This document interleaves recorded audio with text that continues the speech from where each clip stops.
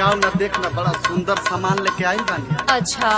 ए भाई किन्नी के चाँद किन्नी उगल हमारा खातिर सामान किना गइल जानत रे का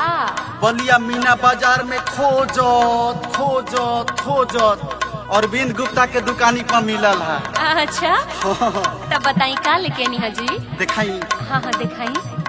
चोली चपकौआ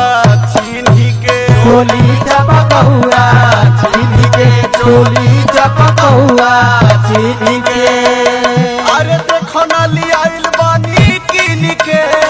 देखो ना लियाइल बानी कीन के चोली चपकौआ चीन के चोली चपकौआ चीनी के चोली चपकौआ चीनी के अहे दादा अतना कोल हैला ह खुश भइला ह त इहे मिलल ह राउर के आही दादा अहे दादा का सुने का राजा हो हमके पोलाई के राजा हो हमके पोलाई के राजा हो हमके पोलाई के कुछ कोइल चाहता र लंगे आई के कुछ कोइल चाहता र लंगे आई के राजा हो हमके बड़ा पागल है।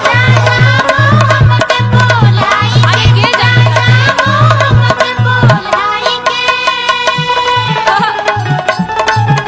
माहे माहे ओ हो हो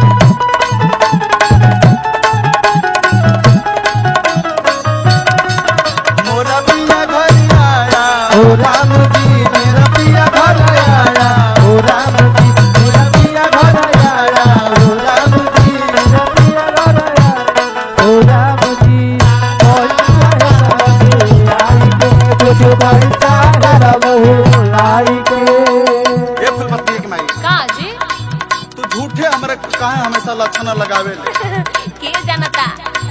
एगो तो खोजत खोजत लेके आईनी हाँ आ तब तोरा मन में पापे बा। अरे बात ना रही कि जेवन मर्द कबो किन के ली आवे कि नहीं अचानक आज काहे किन के आ गइल होई है सुन न देख न हाँ हाँ दिखाई बताई हाँ जी अरे देखो न पहन के तू खुद न चिन्हबू देखो ना पहन के तू खुद ना चिन्हबू देखो ना पहन के तू खुद ना चिन्हबू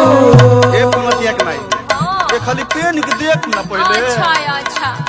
अरे कहे के परी न खुद लगे आईबू कहे के परी ना खुद लगे आईबू कहे के परी ना खुद लगे आईबू ये ऐसा सामान हनु हाँ निमन निमन लोगन के मन मोह लेला। अच्छा सुन हाँ हाँ अरे देखो न पहन के तू खुद न चिन्हबू कहे के परी न खुद लगे आईबू कहे के परी ना खुद लगे आईबू कहे के परी ना खुद लगे आईबू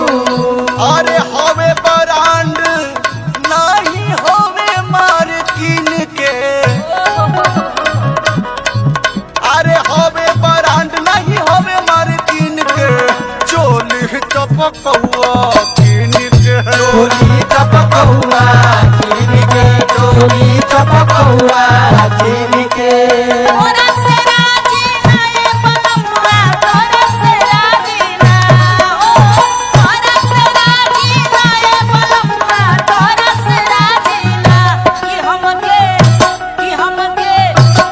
हमके झुलनी बिना तरसला बलमुआ तोरा से राजी ना कि हमके झुलनी बिना तरसला बलमुआ तोरा से राजी ना चोली चपकौआ चीनी के चोली चपकौआ चीनी के कहो अच्छा मतलब यही खातिर किन के लेके अइल ह का हम नियत मय पूछे नहीं बेटा तू का देख तू हाँ कहो सुना हाँ बोला चाहता र जवन उ काम नहीं होई तनी मनी सुख खातिर के रात भर रे रोई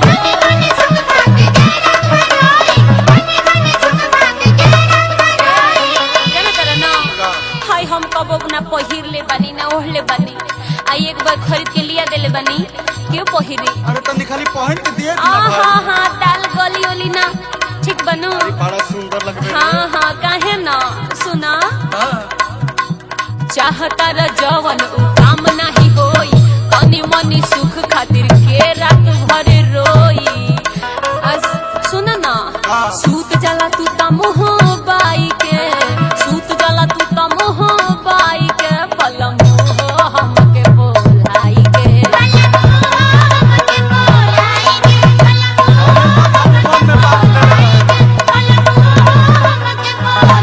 पूरा पागल मेहरारू हो। अरे का कह देहला ये दादा एगो तो जब हम प्यार से बोले नहीं तो ये कह लिया ठाने का ठान डाल दे। हाँ हाँ हाँ लागेला सुन का अरे बुझतारू जवन ओइसन बात नहीं बाटे बुझतारू जवन ओइसन बात नहीं बाटे बुझतारू जवन ओइसन बात नहीं बाटे अरे उल्टा सीधा मनावा में सोचेलू बलाते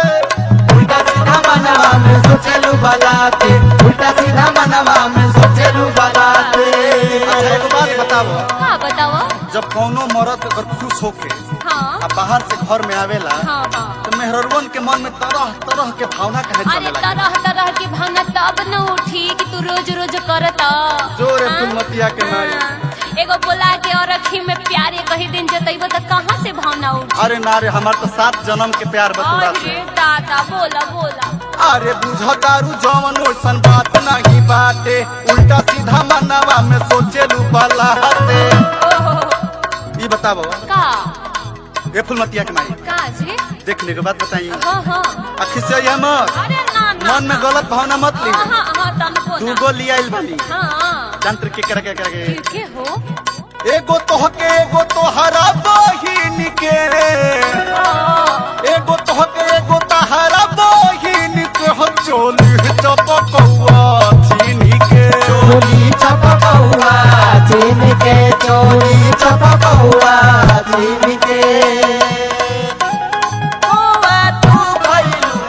कटहर के कुआ तू खइलू हई मोटका मुमरवा के खाई हई मोटका मुमरवा के खाई कटहर के कुआ तू खइलू हई कटहर के कुआ तू खइलू हई मोटका मुमरवा के खाई हई मोटका मुमरवा के खाई चोली चपकौआ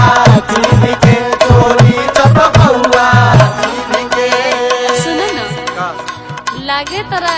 लालच देखावे कि हमरो के लेल बड़ा हमर बहिनियों के लेल बड़ा अरे तोरो के माने नहीं ओकरो के बहुत माने ये भाई कोनो बात नइखे न जी लॉटरी उटरी नइखे न लागल कि हमन के एक कुल किनाता बे पागल, नाता तोरा बात- एगो लिपस्टिक खातिर तरह से निके जाके खरीद के लिया हमर पियऊ तहरा बात सोना के परी सोझा जाई हो हमरा खातिर कुछ नहीं ओ हो तना प्यार अब क्या हाय रे दादा सुना हाँ। जब कुछ ली आवेला तो हमके फुसलावेला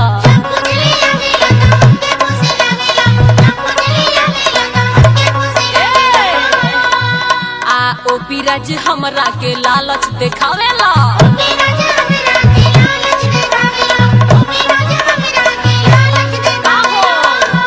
जब कुछ लियावेला तो हमके फुसलावेला ओ बिराज हमरा के लालच धरावेला आ देह दुखाई देला कोरा में दबाई के अरे बाप रे। तब का आहे दादा ही मायनो चिल्लाई के पड़ेला हाँ देह दुखाई देला कोरा में दबाई के पलमू हो हमके बोलाई के बलमू हमके बुलाई के बलमू हमके बुलाई के चोली चपकौआ कीनी के पलमू हो हमके बोलाई के चोली चपकौआ कीनी के हो हमके बोलाई के तोके देखा ना लियाई बानी कीनी के पलमू हो हमके बोलाई के चोली चपकौआ कीनी के बलमू हो का लियल वाला लालच धरावे बे पागले हल्का लही देखल तो पेन के